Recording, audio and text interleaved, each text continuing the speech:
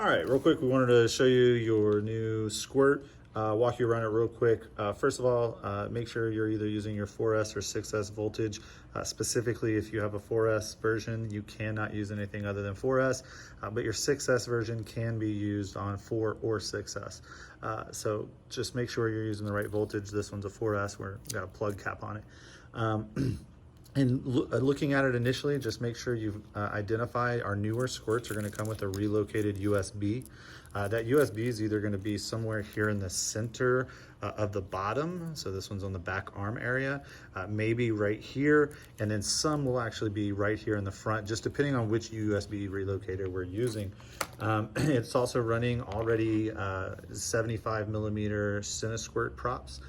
So we've got those on there, and you've got your Hero tab mount, and we also include some other mounts that may be coming on yours.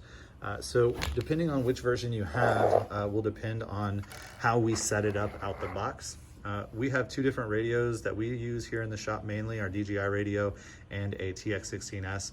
But no matter what we set it up on, receiver-wise, Crossfire, Spectrum, Free Sky, we always set it up with this radio the same, and we always set up our DJIs slightly different. The real main difference here is going to be the arming switch is going to be channel 2 when it's on the DJI radio. So that's going to be right above your throttle. Channel 2 is already default to their channel. That's why we use it here.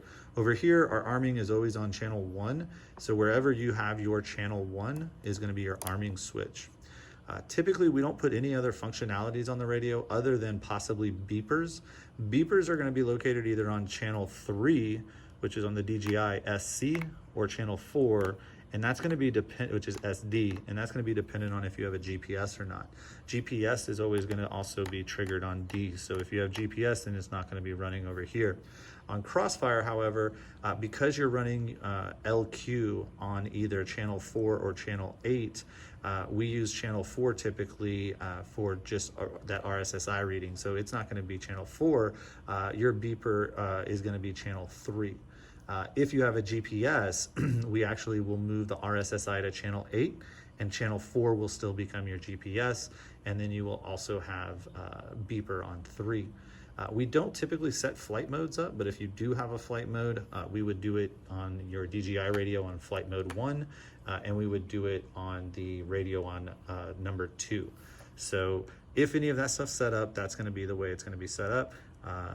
If you have any questions, just let us know. Appreciate it.